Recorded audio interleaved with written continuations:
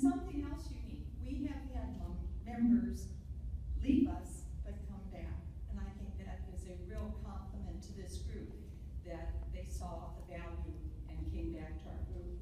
I want to give you 4 quick success stories. Being in B&I for 13 years, I have had many, many successes, but these are 4 that I think you can identify with. B&I will get you in front of who you want to meet.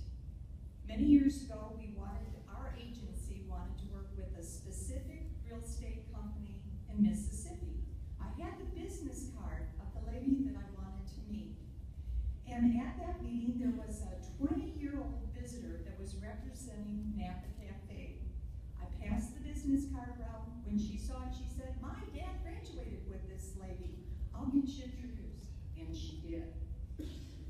A second B&I success story. And by the way, when you have some members, you sometimes get 2 members for the price of 1. My husband has listened all about B&I for 13 years. He is subbed.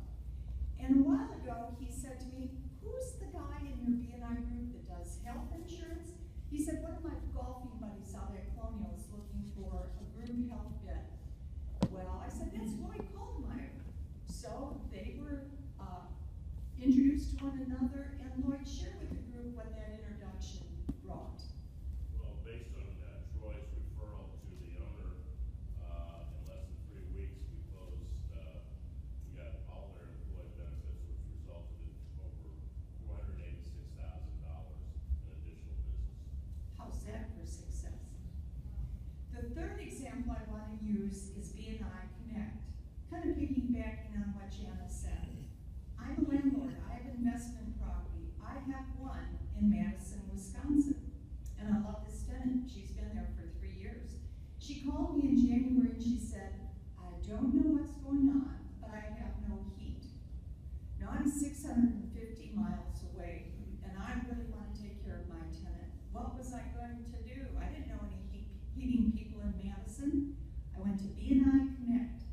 And you know, I have every confidence when I go to B&I Connect that that person is going to be a quality business person, because you don't last in B&I unless you commit and do a good job. That heating and air person got to her house within an hour. It was a very reasonable fee, and my tenant loves me. She thinks I hung the moon because I took care of her 650 miles away from where she's living. And by the way, it was cold here in January. It was really cold in Wisconsin. The 4th success story talks about, even though a B&I member may leave, it doesn't mean it's the end of referrals. I worked with a closing attorney that was wonderful. What he would do is he would look at the paperwork and always look at the insurance for the next day's closing. And if he saw anything that looked a little high, he would call me up and say, "Lynn, can you just do a comparison?" Well, many times we were able to save that customer money. And you know what? That made him look good, and I got a new customer.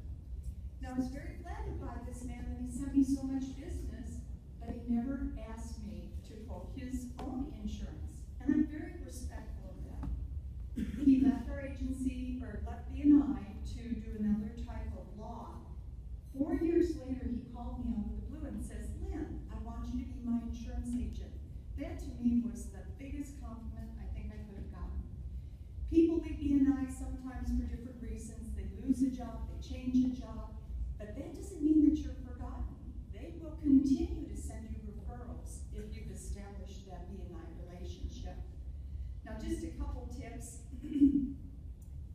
Being a person that gets residual income, my biggest regret in B&I is that I did not keep track of the numbers. Now, B&I has been kicked up a notch again and again and again, and when I started, keeping track of the sales was kind of a suggestion. Now it's very organized. So my challenge to you, especially if you have residual income, is keep track of the money that B&I makes for you. So there are many more